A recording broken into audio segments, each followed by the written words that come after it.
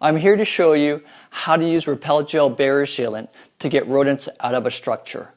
We're in the homeowner's garage right now, and he had mice coming into the garage.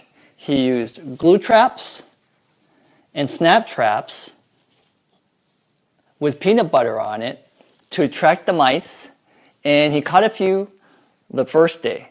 But it's been 2 weeks now with a new set of glue traps and snap traps. He has not caught one mice. Now, what happens is the mice actually become trap shy. So do the rats. They're very intelligent. So what they will do is they'll actually communicate and tell the other rats and other mice not to come into these traps anymore.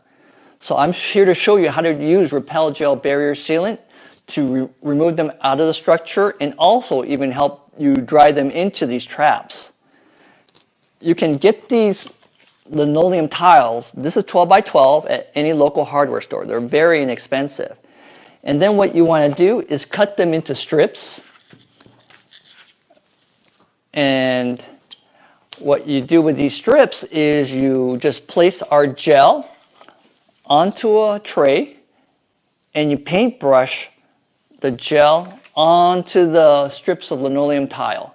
The reason you do that is because in a garage, most of the time where the mice and rodents are traveling is on the cement. So our gel will actually soak through that cement. So you need a non-porous surface. You can do silicone gel, but the homeowner wanted to be able to remove the product after we drove the mice out. So we're using linoleum tile, and we're going to paintbrush it right onto the strips, and then we're going to put them alongside of the wall where the rodents are traveling. And you know where the mice and rats are traveling because you can see their urine trail, their feces trail, or the rub marks. And the rub marks are the black grease marks the mice and rats leave when they rub and go against the wall, because they love going against the wall. They love the feeling of touching the walls with their fur, which has nerve endings in it. It's called fibrosis. So after you apply the gel onto the tiles and you place it along the walls, then you might want to place some glue traps and strap traps next to them. So when the rats and mice hit the gel with their feet when they're running along the walls, they'll get it all over their eyes, their mouth, their nose, and their fur. And they don't like the chili in it, so it disorients them. So what happens is they'll run right into the walls, right alongside, and it's called kinesthetic response. Their muscle memory takes over because they have very poor vision. So they'll run along the walls, and you know exactly how many steps it takes to get out of the structure or to go where they're nesting and congregating. And the rats will actually do the job for you. So will the mice. They will actually take the product and spread it along those trails. Even though the rats and the mice's feet are so small, it's literally an infinitesimal amount of gel, but it's enough to contaminate the areas where they're running. And then the rats and mice will hit the traps, and if they don't hit the traps and avoid them as they're running, they will be going out of the structure where they were coming in and doing their destruction.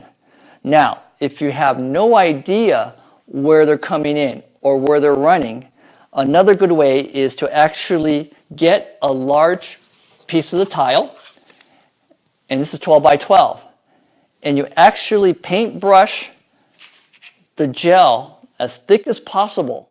The thicker the better, because you want as much gel to get onto their feet as possible. And then you can get a glob of peanut butter and actually place it right in the middle. And the tiles are so big that even if the rat is large, he will actually have to step into the tile. And then he'll eat the peanut butter. And what we did here was we actually put some gel right on to the peanut butter, so when the rat starts eating it or the mice starts eating it, he'll get the gel also onto his mouth, into his eyes, into his nose. And it really irritates them. So what you want to do is, and the goal is to get as much gel onto their feet as possible, so that way it dries them out of the structure. Now, for cleanup, if you get any gel onto your skin, it's very easy. You just get a baby wipes if you have them, and you can just take it off, the gel off your skin, or you just simply use soap and water or dishwashing liquid and you can just wash your hands. It's not harmful. You can get it right off.